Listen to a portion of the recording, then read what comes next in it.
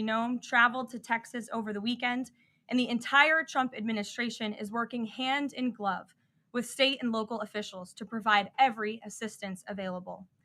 The situation on the ground remains dangerous, and there could be additional public safety threats with potential incoming heavy rain.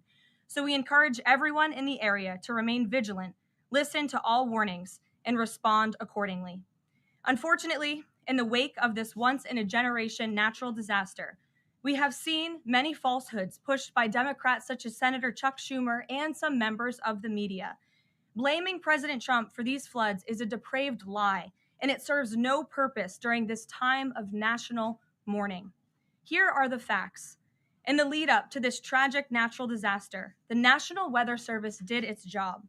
Despite unprecedented rainfall, the National Weather Service executed timely and precise forecasts and warnings.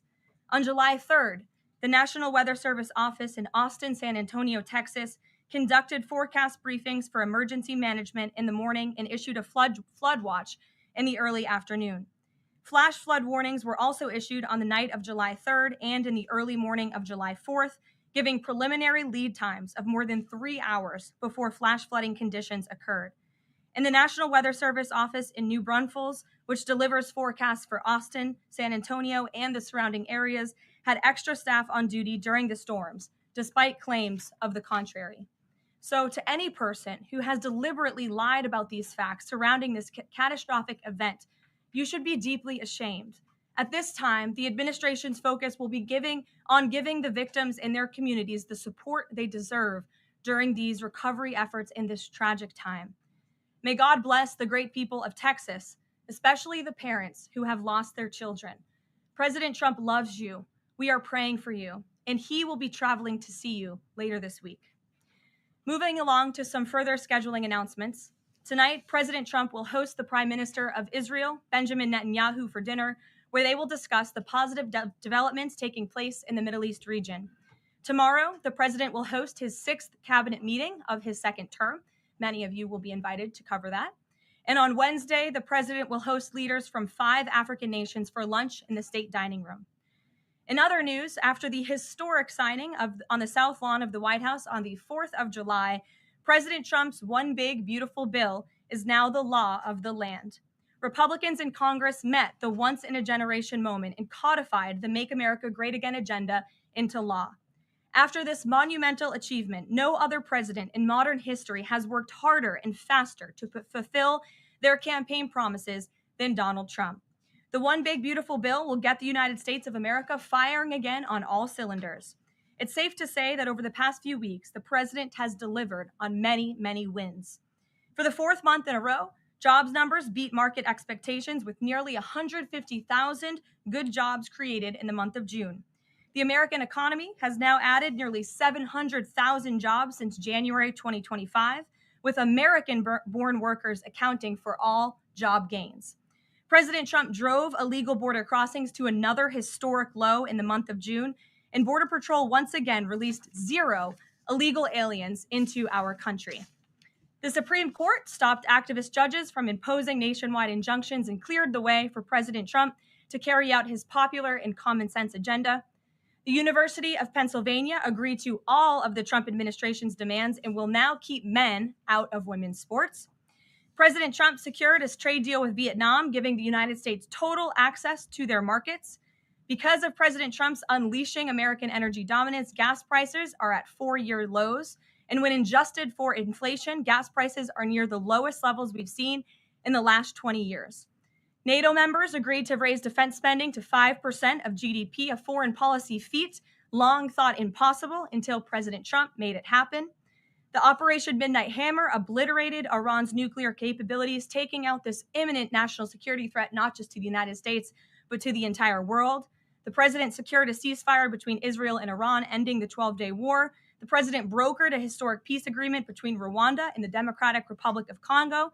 Pakistan nominated President Trump for the Nobel Peace Prize in recognition of his decisive diplomatic intervention to prevent a nuclear war between India and Pakistan. Blue-collar wage growth has seen its largest increase in nearly 60 years, and President Trump has defeated Joe Biden's inflation crisis with core inflation at the lowest level since March of 2021. And just about all of that has happened in the last 3 weeks. And I know you all know it because you've been very busy here covering it along with us. So with that, I will take your questions today as we kick off another very busy week here at the White House. We'll lead with our new media seat, Brian Glenn, who is, of course, very present in this briefing room. He's put in a lot of hours covering this president. So we're glad you finally have a seat today, Brian. Go ahead. It feels great to sit down. Thank you very much. You're welcome. I want to go back to the hurricane. You said that President Trump is scheduled to go to Texas later this week. Can you speculate on what day and what he has plans? Sure. The White House is currently arranging those travel plans. We hope that it will be later this week, likely on Friday, but of course we want to do it at the most appropriate time on the ground for state and local officials. We don't want to interrupt the recovery efforts, but we're planning tentatively for a Friday trip, and when that becomes final, we'll let all of you know, as we always do. And you gave a little bit of reaction earlier, but the National Weather Service, the union, actually publicly stated they had an adequate staff on hand to forecast and predict the storm. You shared your thoughts earlier on how the way the left has really weaponized this to blame the deaths in Texas on Trump. I want to comment on that again. Yeah, I just do think those comments are depraved and despicable, especially when so many Americans are mourning the loss of their children. The National Weather Service, as I said, did its job. Many experts, many meteorologists have said that. Many of you in the media, in all fairness, have said that as well. Unfortunately, not all. And many Democrat elected officials are trying to turn this into a political game, and it is not. This is a national tragedy, and the administration is treating it as such. We know the National Weather Service provided early and consistent warnings. They gave out timely flash flood alerts. There were record-breaking lead times in the lead up to this catastrophe. There is ongoing flood monitoring, and these offices were well staffed. In fact, one of the offices was actually overstaffed. They had more people than they need. So any claim to the contrary is completely false. And it's just sad that people are pushing these lies. Can you just give one more? Sure. Kind of a little bit of breaking news. The Department of Homeland Security is moving to end the TPS status on Honduran and Nicaraguan migrants. Yes. Any plans to adding additional countries that you could be targeting? Just a reaction. Sure.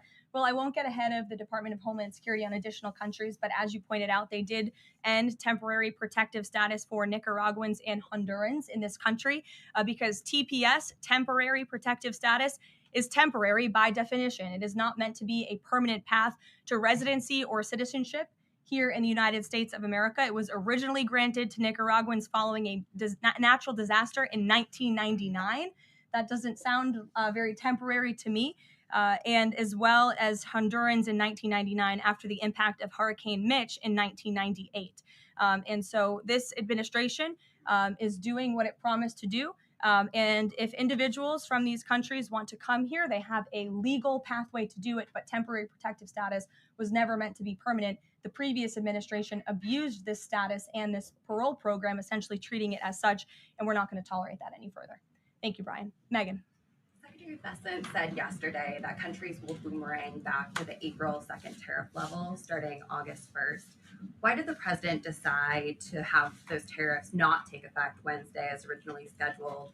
And then I was also wondering if you could share, obviously we saw the letters the president sent out on Japan and South Korea, but if any other major U.S. trading partners are getting letters today. Sure, yes, I can confirm. In fact, I have those letters. If you could get me the folder with the letters in them, Liz, they're right in the previous office. I have the signed letters that went out to both South Korea and Japan today. And there will be approximately 12 other countries that will receive notifications and letters directly from the President of the United States. And weeks ago, I stood at this podium and I told all of you that the President was going to create tailor-made trade plans for each and every country on this planet. And that's what this administration continues to be focused on. The president will also sign an executive order today delaying the July 9th deadline to August 1st. So the reciprocal tariff rate or these new rates that will be provided in this correspondence to these foreign leaders will be going out the door within the next month, or deals will be made. And those countries continue to negotiate with the United States. We've seen a lot of positive developments in the right direction, but the administration, the president and his trade team want to cut the best deals for the American people and the American worker. That's what they're focused on. And in the effort of transparency, these letters will continue to be posted to Truth Social. So you can enjoy them yourself. Go ahead. Thanks, Caroline. Just about the visit of Prime Minister Netanyahu today, I was just wondering why that is not open to the press. Previous visits by him, we've had Oval Office press conferences. Does that reflect somehow the kind of sensitivity of this particular visit? No, they're having a private dinner. There's many important matters that are obviously ongoing in the region, as you know. The utmost priority for the president right now in the Middle East is to end the war in Gaza and to return all of the hostages. Also, as you know, there was a ceasefire proposal that Israel supports that was sent to Hamas, and we hope that they will agree to this proposal. We want to see all of the hostages released. That's on the top of the president's mind, so that will be discussed, as well as the many other positive developments we've seen in the Middle East.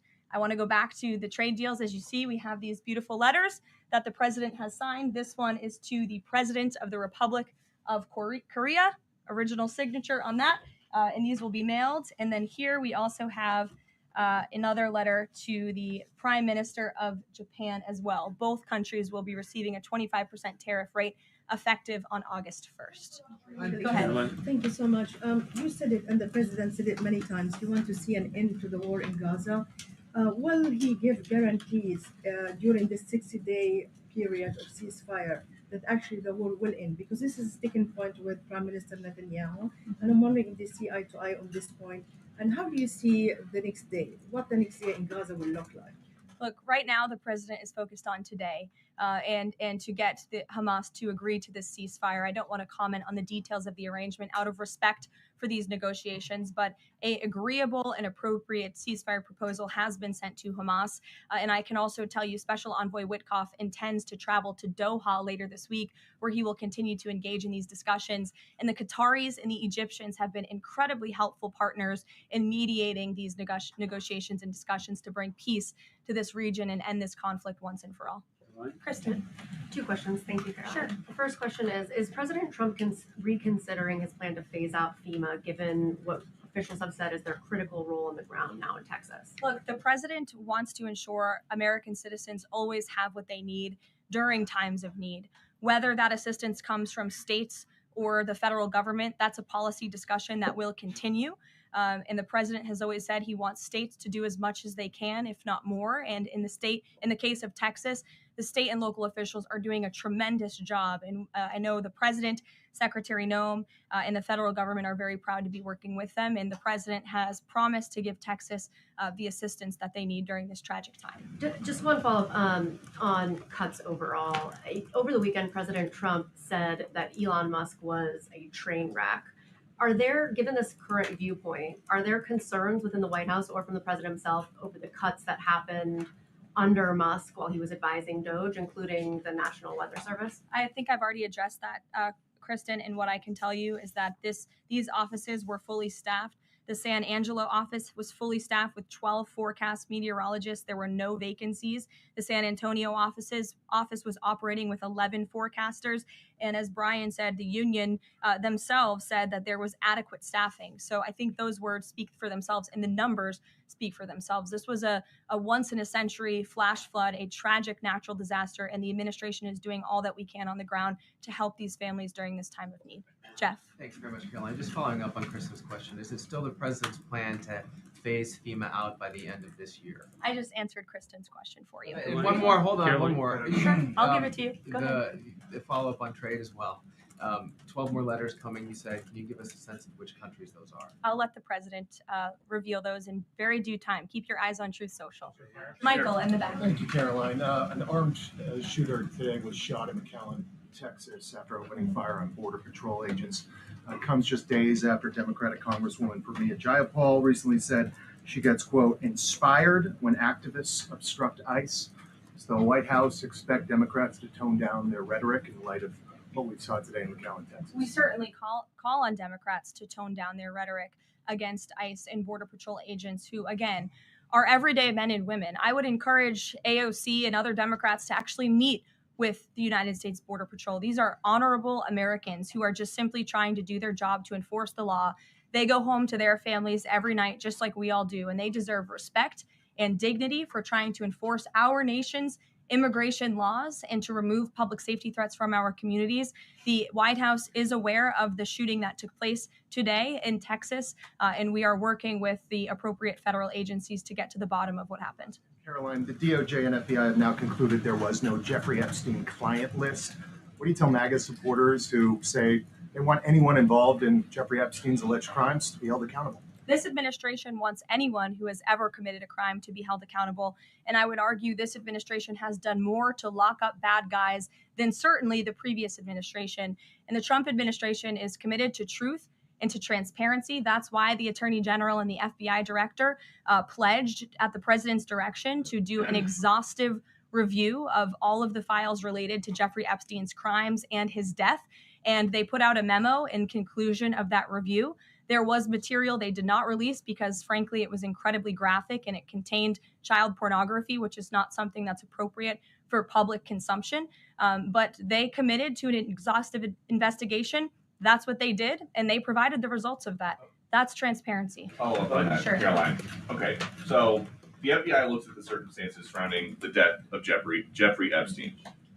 According to the report, this systematic review revealed no incriminating client list. So what happened to the Epstein client list that the Attorney General said she had on her desk? Well, I think if you go back and look at what the Attorney General said in that interview, which was on your network on Fox News. Go ahead. John Roberts said, DOJ may be releasing the list of Jeffrey Epstein's clients. Will that really happen? And she said, it's sitting on my desk right now to review.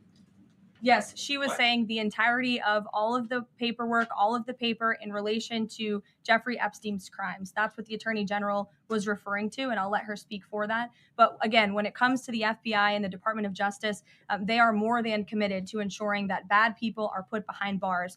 They have an operation going on right now called Summer Heat, which has our murder rate trending in the lowest direction in United States history. Their emphasis on violent crime and locking up violent criminals has led to the arrest of 14,000 violent criminals. That's a 62% increase from the same time period last year. So this Attorney General and the FBI Director are committed to putting bad people behind bars where they belong. They promised an exhaustive review. That's what they did. For any further details, I would refer you to the Department of Justice. Thanks, Caroline. With Prime Minister Netanyahu visiting the White House today, yesterday the president said that he was working on a more permanent deal with Iran, but several days ago he didn't think one was necessary. What changed? Well, when you asked me about this, or when you all asked me about this several weeks ago, I said the president thought maybe an Iran deal was not necessary, but of course the president is always interested in peace and diplomacy. That remains true, and the administration continues to be in contact both directly and indirectly with the Iranians on a deal. And then on tariffs, you're now delaying the deadline from July 9th to August 1st. Is that an acknowledgement that perhaps the administration found it more difficult to negotiate these trade deals, or whatever happened to 90 deals in 90 days? No, it's an acknowledgement that this administration is doing what's best for the American worker, and we want the best deals possible for our workers, for our manufacturing base, for our middle class, and they are doing this deliberately and appropriately on behalf of our country's interests. Josh. A couple more on the tariffs. You said about 12 more letters. There were about 55 or so countries, including the EU as a bloc, that were facing this tariff increase. All of those, to understand it correctly, are now deferred to August 1st, right? Correct. On the 12, what happens with the remaining, whatever it would be, 40 something? So just 12 today. There will be additional letters in the coming days. So all of them are going to get a letter at some point. Correct. Okay, and can you tell me why he decided to start with South Korea and Japan? Are they annoying him? It's the president's prerogative, and those are the countries he chose. And on the sectoral tariffs, it's our understanding that these continue to be a separate track. We're still waiting on a bunch of those. That's right. Is there any timing update on when he's going to move on, for instance, semiconductor tariffs and other things that are still in the hopper? I don't have a timing update, but for where they are in the process, I would defer you to the Department of Commerce. Should we expect deals finally as well? He announced his Vietnam deal. Are you close on any other countries? The president and the administration, yes, we are close. But again, the president wants to ensure these are the best deals possible. And I would add just one more thing on trade and tariffs to wrap it up. look at the extensive work this president has put into cutting these good deals and doing what's right for the American worker. He is literally looking at the map and looking at every country on the planet and seeing where they are ripping off the American people, seeing where they have hollowed out our industrial base, seeing where our jobs have gone to other countries overseas because of their tariff policies. And he's trying to correct that. So this is decades of bad trade policy that has led to a deficit that is ravaging our country, that is ravaging our middle class. And the president is taking a very deliberate approach to correcting this wrong of many decades, of many past presidents. And so I think he should be commended for the time and the effort that he is putting into this. And the fact that he has announced a framework with China, a trade deal with the United Kingdom, a trade deal with Vietnam, and many others to come in just a matter of 6 months is truly historic. And it's a testament to this president and his trade team who are working around the clock to get this done. Sure, go ahead. Thank you so much, Karoline. Two questions on Iran. What's the permanent deal with Iran looks like for the president, and what issues related to Iran should it cover? And secondly, has the president seen the interview with Iranian president, which he says that the United States president, Mr. Trump, is capable enough to guide the regions toward a peace and brighter future and put Israel in its place, or it gets more into conflict? Has the president seen these comments, and what's his reaction to these comments? I'm not sure if he's seen those comments, but certainly I think it's true that the president is the right man for the job to move the direction, this region into the direction of peace and stability for the future. That's what he and his national security team are working on every day, and we've already seen historic achievements in that direction. Go ahead. In the back. Kelly, go ahead. Okay, great. Sure. And then in front of you. A couple questions for you. First, y'all need name tag signs. First question on the flooding in Texas. Sure. I know there has been some concern about the timing of the alerts, knowing that they did go out, but the warnings coming out in the wee hours. So while many people were likely sleeping, can you share just details what you know about why those warnings were sent while people were likely sleeping, and then what the administration is doing to ensure that these alerts come out sooner? Well, the alerts imminently were sent out before the flood, when people were sleeping, because the flood hit in the very early hours of the morning. So people were sleeping in the middle of the night when this flood came. That was an act of God. It's not the administration's fault that the flood hit when it did. But there were early and consistent warnings. And again, the National Weather Service did its job. On July 2nd, there were initial notices of potential weather and flooding risks were issued. On July 3rd, escalating warnings throughout the day with a flood watch issued at 1:18 p.m. And then later at 6:10 p.m. on July 3rd, the Weather Prediction Center warned of excessive rainfall and a high likelihood of flash flooding. At 6:22 p.m. July 3rd, National Weather Center issued a hydraulic warning, highlighting considerable flooding risks, including in Caryville County. And then there were the timely flash flood alerts at 11:41 p.m., 1:14 a.m., and then another flash flood emergency warning issued at 4:03 a.m. just before the flood hit. So those were all of the warnings that went out to the affected area and region. Go ahead. One question on education funding Go for ahead. Thank you states very and much. local I appreciate it, districts. Caroline. Two questions for you related to the Prime Minister's visit today. Number one, there's a report circulating that the Gaza Humanitarian Foundation provided a proposal to the White House to build these so-called humanitarian transit areas inside and outside of Gaza. The GHF is insisting it has nothing to do with that proposal. Can you shed any light on whether the White House has received such a proposal, and if so, from whom? I'm unaware if a proposal from the Gaza Humanitarian Foundation was sent to the White House. I haven't seen it, but I can ask our National Security Council. And also a document circulating that the White House is prepared to lift the Foreign Terrorist Organization designation from HTS, the group of President al-Shara in Syria. Can you confirm that that's taking place? Again, I haven't heard that, or I'm not aware of that action taking place. As you know, we did lift particular sanctions on Syria, but we did leave them on for particular terrorist groups. If that has changed, we will, of course, let you know if there's a change in policy, but I'm unaware of one at this time. Sure, go ahead. Me? Hi, Caroline. Thank you. And then you can go too, since you're so eager. Ahead of the president's meeting with Prime Minister Netanyahu today, is there a scenario where Israel has made it clear that they will not bring an end to this war until Hamas is decimated?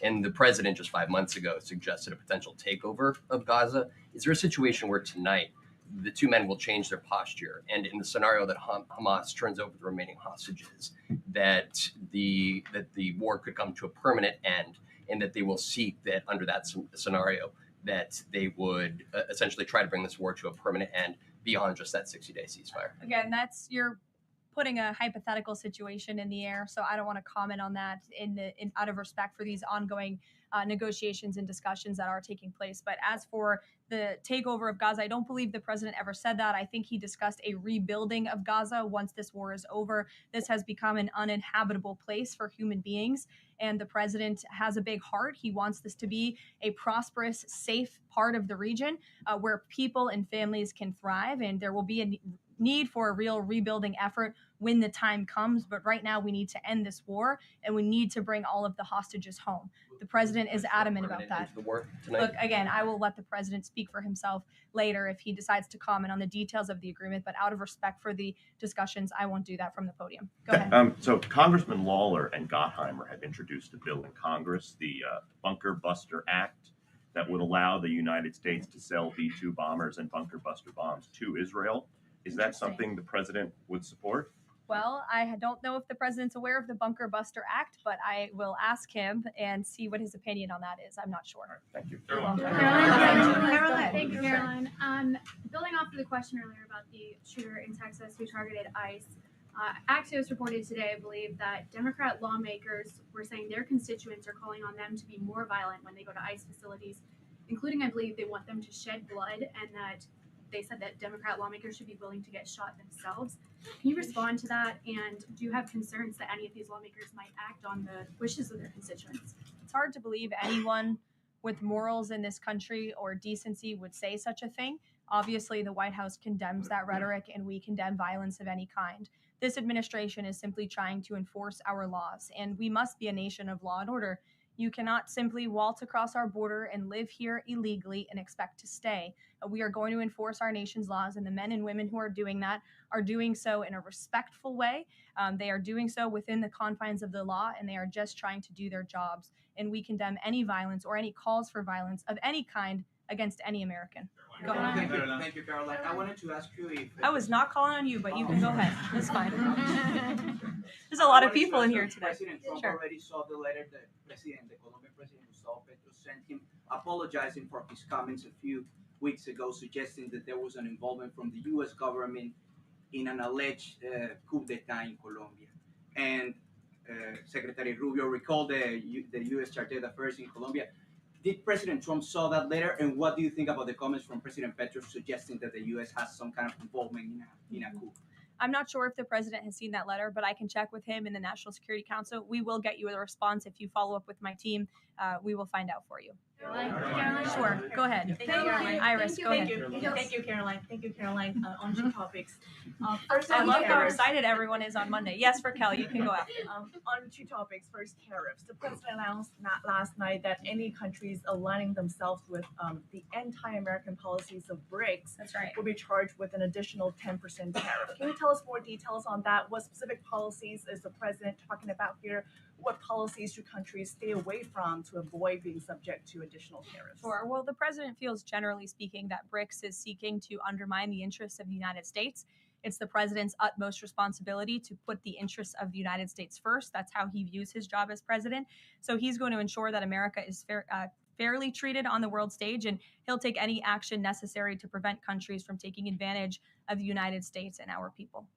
Raquel, go ahead. On illegal immigrants, Auditor Tom Homan told us this morning that ICE will have to arrest 7,000 illegal immigrants every day for the remainder of this administration to just catch the ones that were let in during the last administration. I'm wondering what the new resources and manpower, of course, given by the Big Beautiful Bill, which of course opens the door for ICE to hire additional 10,000 agents and officers. What's the administration's expectations now for daily arrest numbers going forward in upcoming months? Sure. I'll let the Secretary of Homeland Security and her department speak on what they're looking for in terms of daily numbers. What I can tell you is I receive the daily reports each morning, and ICE is out there doing the jobs that they swore an oath to do, and they are removing public safety threats from our communities every day, and our country is becoming a safer place because of their efforts. And the One Big Beautiful Bill that is now law will give significant resources to ICE and Border Patrol to continue the tremendous work that they are already doing. And I think every American who wants to live in a safe neighborhood should be grateful for their efforts. Thank you, Caroline. Just so much. Raquel, and then I can go to you. So much. And then you, Dr. Harper. Thank you, Caroline. It's a follow-up on the BRICS question. So does President Trump believe that the BRICS are getting stronger or trying to isolate the United States? And how close is he monitoring this summit that is taking place in Brazil right now? He's closely monitoring it, which is why he put out a statement himself. He does not perceive these countries as growing stronger. He just perceives them as trying to undermine the United States' interests, and that's not okay with him, no matter how strong or weak a country may be. Go ahead. Yes, go ahead. Yes. As promised, yes, go ahead. Thank you. Does Trump have a vision for post-war Gaza? You mentioned, he's talking about now the ceasefire, but does he support permanent or temporary Israeli presence in the Gaza Strip? Does he continue to see a continued role for the Gaza Humanitarian Foundation to continue to operate in the Gaza Strip? Well, as you know, because we've talked about it before, the president has directed aid to be moved into the region, and that has been taking place. You've actually seen people in the Gaza Strip yelling out, "Thank you, Trump," for the aid and for the meals that they have received, because the previous administration never did that for some reason. But this president, again, wants to see peace and stability in the region. So as I outlined previously, he views this part of the region as having a real chance at being peaceful and prosperous. But again, we need to end this war. We need to get all the hostages home, and Hamas needs to accept this proposal in order to do that. Dr. Harper, go ahead. I'm Dr. Anthony Harper with the Intermountain Christian News. Thank you for taking my questions. Given the nature of the Palestinian Authority, with their pay to slay, teaching Jew hatred to children, corrupt leaders, and no elections for 19 years, who does President Trump support to govern Area A and Area B to prevent Hamas from ruling? And what is President Trump's position on Israeli sovereignty? Sure. Well, the president believes Israel, of course, has a right to defend itself. As for the first part of your question, you're getting ahead, Dr. Harper. As I told you, the president wants Hamas to accept this proposal right now. He wants to see peace in this region, and he's committed to doing that. Sean. Hey, Caroline, can you just please walk us through the decision to halt the supply of weapons to Ukraine at a time when Russia is really hitting Ukrainian cities and civilians? Was that the president who decided that, or did the Pentagon do it without his approval? No, neither of those things are true. I'm happy to walk you through it. This was a standard review by the Pentagon of all weapons and all aid and all support that the United States is providing all countries and all regions around the world, not just Ukraine.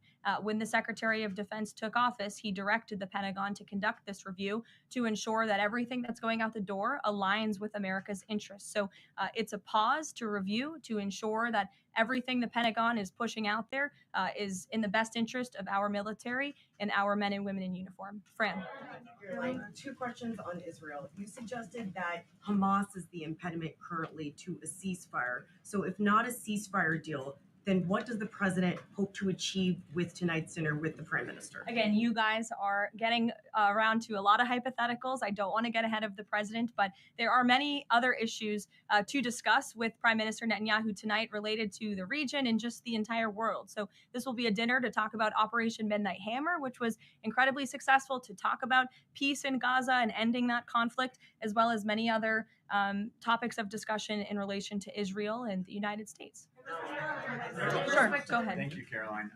Given the fact that this is on the trade letters, given the fact that the president put into effect the tariffs on April 2nd and then put the pause into place, is the president at all concerned that these countries that are receiving the letters won't take them seriously because the deadline seems to have shifted already and may shift again? They will take the letters seriously because they have taken the president seriously. And that's why the president's phone, I can tell you, rings off the hook from world leaders all the time who are begging him to come to a deal. And this administration is working hard to ensure those deals are in the best interest of the American people. And this delay, again, is in the best interest of the American people. And you all will continue to see these letters released on the president's Truth Social, and we will see you all later. Thank you, guys. Thanks,